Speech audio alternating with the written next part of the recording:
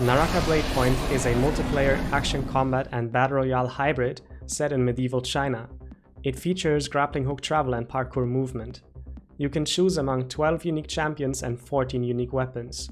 The graphics are gorgeous and there is a lot of customization.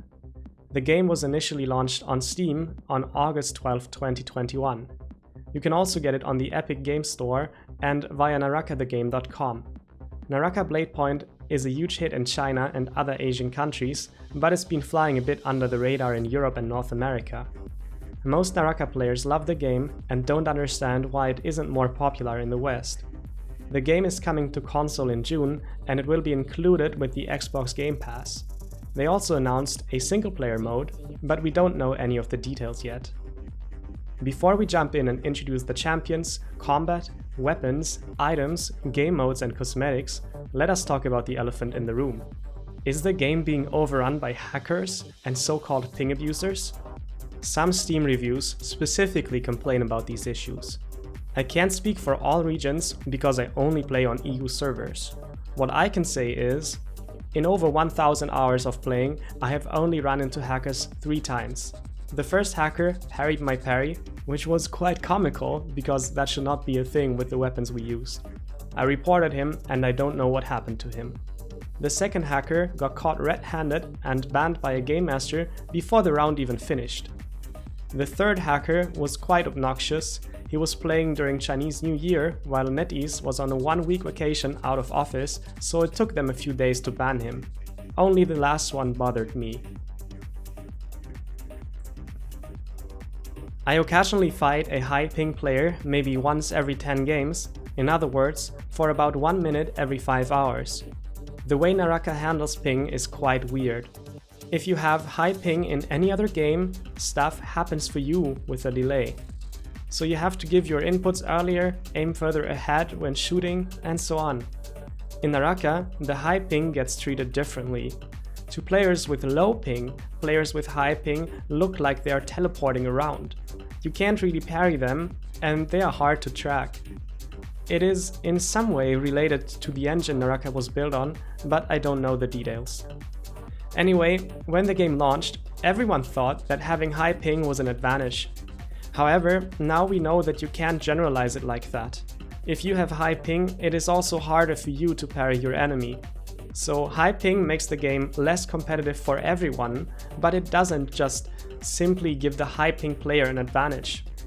When my teammates and me run into a high ping player, we just grapple spam them, gank up on them and light attack them to death. It is not a pleasant experience for everyone involved, but it is over quickly and generally not so bad that it ruins our gaming night. High ping players are banned from tournaments, so we never run into them in competitive environments. For these reasons, I can say that in my experience, hackers are historically not a big issue in Naraka in Europe, and high ping players are not destroying the game. It is true that there are a lot of players with Chinese names on the EU servers, but once you talk to them, you realize that 99% of them live in Europe. They are exchange students or working abroad, know Naraka because of its successful marketing in China, and they are playing on the server that's closest to them because they also want to enjoy the benefit of reacting fast to things on low ping. I've had Chinese players as teammates in tournaments before, and there was nothing fishy about them. So with that out of the way, let's move on to the next topic, the champions. Viper Ning is the blind lady from the cover who makes enemies unable to use skills and move. Temurch is a sandbender who can summon a sandstorm. Matari is a rogue disguised as a dancer. All she can do is run and hide. They will rework her with the next patch and give her some combat capabilities. Tarka is a drunken martial arts master and firebender. Kurumi is a support who can heal herself and her allies. Tianhai is a monk who can transform into a giant that grabs and smashes enemies from a distance. Yotohime is a princess who can summon a massive sword. Valda is a water-bending pirate lady. Jueshan transforms into a terracotta warrior with great tanking and peeling capabilities. Wu Chen is a support who can repair armor and teleport his team to safety. Justina is an icebender who can freeze herself to defend or her enemies to attack them. Takeda is a samurai possessed by a demon. The champions all have a unique backstory and voiceover, skills and abilities, and more keep getting added. They can be customized a lot, and there are many cosmetics. I really like the champions, and I think everyone will find a champion they enjoy. Also, you can customize the glyphs of your champions. This is mainly a trade-off between energy, which lets you dodge attacks, and rage, which lets you use your ultimate ability more often. That brings us to the next topic, the combat. There is a rock, paper, scissors system with light attacks, blue focus attacks, and parries. Light attacks are quick, and if you manage to hit certain types of them, they stagger your enemy and you can perform a combo on them. Blue focus attacks ignore the stagger from enemy light attacks and hit the enemy for much more damage, so in that sense, they outperform light attacks. But parries can counter blue focus attacks and disarm the enemy if you time them correctly. However, if you get hit by an enemy light attack, instead of pulling off a successful parry, the enemy can start a combo on you. Some of these rock, paper, scissors type moves are reactable with fast reflexes, but others need to be predicted. This raises the skill ceiling and adds a layer of mind games to the combat system. However, there is so much more to it than rock, paper, scissors. For example, you can half-charge light attacks, which means you get the stagger immunity of the blue focus stance, but the attack still releases as a light attack with a little delay. This can help you get priority over an enemy and combo them, and it is also used in certain types of chases that punish dodges. But wait, there is more. Dodges add an additional layer of complexity. There are hold dodges, tap dodges, half dodges, rolls, double dodges, and so on. These dodges can iframe attacks and build distance to your enemy. However, dodges can also be punished, for example with other dodges followed by light attacks or certain high-range melee attacks. There are tons of cool combos in this game. The longsword has one simple, beginner-friendly combo with tons of situational modifications, while the katana is probably the weapon with the most known combos in the game. The community keeps discovering new combos and chases for different weapons. The point of a true combo is to trap your enemy in a sequence of attacks they cannot get out of without using a combo breaker ability. Not all champions have such an ability, and those who do cannot use it often. Good players will try to get priority over you and trap you in a combo. When you try to break free at the end of their combo, they will attempt to tag chase you and trap you in another combo until you die. This only scratches the surface of the combat system, but this is a lot of detail if you have just heard about Naraka for the first time. What's the bottom line? First, you've gotten a feel for the skill ceiling, which is very high. And second, a lot of new players don't understand how the enemy gets priority over them, and they think it's a cheat or a connection issue. But in reality, most of the time, it's just skill difference. Again, a general assumption, such as high ping gives you an advantage in Naraka, will not hold in practice. In melee, you can use longswords, katanas, greatswords, spears, daggers, and nunchucks. Dual blades will be added with the next update. The description of the combat system I gave you applies to all melee weapons, but the individual weapons still all feel very unique because each weapon has its own moveset. All champions can use all weapons, although some weapons are more recommended than others due to synergies with your champion. In ranged combat, you can use crossbows, muskets, cannons, pistols, and bows. You aim them manually with your crosshair, just like in any shooter game. I like this much better than games with an automatic aim assist. All the weapons are tons of fun. I enjoy the dagger and the bow the most, but I also play a lot of longsword, spear and greatsword. I have played since launch for almost a year, but there's still so much to learn and discover about every weapon. Combos are fun to learn, but the more difficult part is learning how to catch people so you're able to combo them, or even chain 2 combos in a row. It's a good idea to learn all weapons because they appear in different rarities in Battle Royale, from white via blue and purple to gold.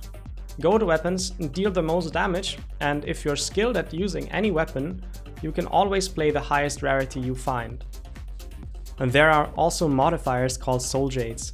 They either boost your stats, which are melee defense, attack, range defense and health. Energy Souljades were deemed too strong and removed from the game. Or they are functional Souljades. These Souljades change up certain weapon moves or modify other rules of the game. There are too many Souljades, so I only have time to introduce my favorites. Group Heal lets your teammates heal when you heal. Assassin's Lunge changes the dagger's soulbreak attack into a powerful stab animation, which is fast, long range and high area damage. Target Lock makes opponents hit by arrows unable to dodge for a while. Bounce Shell makes your cannon shots bounce and detonate when they're close to an enemy. And Phantom Step grants invisibility during dodges. In the game mode of Trios, you play Battle Royale in a team of 3. You win when you and your teammates are the last man standing. Trios requires a lot of multitasking and coordination. This game mode is the most popular and arguably one out of 2 competitive modes in total. Queue times are short on EU from late afternoon to 4 AM in the morning, regardless of your rating. For when the prime time is in other regions, please discuss it in the comments section. Maybe someone from North America or Southeast Asia can share their experience. In Trios, if you queue solo and keep Quick Party enabled, the game will match you with 2 random players. But you can also party up first and join with the pre-made team. Good places to find players are the Naraka Discord, the Naraka EU Discord, the European Soulboom community, and the Chinese European SAY Discord. Duos are Battle Royale in a team of 2. NetEase said that they treat it as a casual game mode. Duos is somewhat popular in EU, but queue times are only short if you're low to medium rated. High rated duo players have to wait longer to find a game. Solos is Battle Royale by yourself. The emphasis is more on mechanical skill and movement compared to Trios. Solos is the only other competitive game mode aside from Trios. However, in EU, it is much less popular than Trios. Low to medium rated players can find games within a few minutes. Queue times tend to get really long for top players though. In EU, I don't recommend specializing in solos because of the queue times. Quick Match also has a trio, duo and solo mode, but it is unranked. Most of the people there are less skilled than those in ranked, but there are also some high-rated players who want to play with low-rated friends without losing rating. I almost never play Quick Match. Bot mode is mainly for people who want to do quests or get used to the game first before playing their first multiplayer game. Bloodbath is a deathmatch type game mode with some real players and some bots. It is directed at casual players. Omni's Nightmare is a mode with zombies, and Bloodsport is a time-locked dueling mode. Both are so unpopular that you almost never find a game. There are sometimes additional event modes such as Shadow Surge. Free Training is a sandbox mode where you can test things out or duel a bot. You also have the option to open or join a custom room. Custom rooms are usually hosted with Bloodbath 1v1 settings. You walk to an opponent and parry to signalize you're ready to fight. You're not allowed to use grapples to engage, and abilities are often banned. Most players use customs to get better at the game and learn the weapons while playing against real players who can teach them and punish bad habits. It is the best way of learning how to fight. There are some insanely skilled players in customs. About the cosmetics, some cosmetics can be earned via Battle Pass challenges. The basic Battle Pass is free and the Advanced Battle Pass costs around 13 to 14 euros. If you complete an Advanced Battle Pass, you will get enough cash shop currency to buy the next one with. There is an extra version of the Battle Pass that gives you a 30 levels head start, but that one is not worth it. Other cosmetics can be bought directly for money. They cost as little as €2 or as much as 40, depending on the individual item. Most outfits cost around 18. A few cosmetics can be earned from events for free or by progressing your character. The progression is limited and quite fast to do, so I don't want to talk about it in more detail. And lastly, there are loot boxes which contain cosmetic items. I don't recommend buying loot boxes specifically to get one item. Especially immortal treasures can get really expensive because there's no guarantee you will ever get the item you want, no matter how many you buy. It is best not to care about legendary or extreme cosmetics from loot boxes. Be happy if you get lucky, but don't fixate on any of them. If you pull duplicate items from a loot box, they convert into a currency called silk. Silk can be redeemed for additional cosmetic items. However, arguably, there are only a few silk shop items worth getting, so silk tends to pile up quickly without a use. From an eSports perspective, there are leaderboards for each city, region, and server for solos, duos, trios, champions, and so on, so you can always see your competitive standing. These days, there are a lot of Naraka tournaments. Most of them are weekly scrims on Saturday and Sunday nights. They are either trio scrims or solo scrims. They have small cash prizes, but they are mostly for practice. There are a few bigger tournaments with a larger prize pool, such as the Souljades Cup. And there is the Worlds, only a few teams per region can qualify to compete there. Tournaments are a lot of fun. I've played every trio scrim and a lot of community hosted tournaments so far. You can really tell the difference in the level of play and coordination that's required to compete there, compared to regular ranked trios. In tournaments, soul blooms recover 50% rage and airdrops are boosted, so there are strong incentives to fight a lot and the risk of dying in a third-party situation is decreased. To summarize the pros, the game has good graphics, great combat with a high skill ceiling involving mind games, combos, tag chases that punish certain habits of your enemy, and so on. It has a lot of smooth movement with your character, very likable champions, a lot of customization, beautiful cosmetics, very fun Souljades that change up the games. The trio game mode is very enjoyable, at least to me, and the game keeps you entertained for a long time. The esports and tournament scene is actually quite decent, despite the currently small player base. Of course, the game has some cons as well. There would be the long queue times in high-rated solo and duo game modes in EU. And you need to have good hardware, and because the game is somewhat unoptimized. On a 3070 Ti and on an i7 12700, my FPS kinda oscillates between 80 and 140. There are also a few bugs and oddities. Immortal treasures are a money sink. There is only one pity extreme drop at 100 boxes, but no extras. You pull a lot of duplicates. There are not enough items to buy from the silk shop. The item description on the immortal treasure says that their content changes over time, but so far it has never changed. I also dislike the hero score rule in big tournaments. This punishes people who specialize in one champion simply because a few players have been abusing flavor of the month comps. They now force you to play 2 to 3 comps.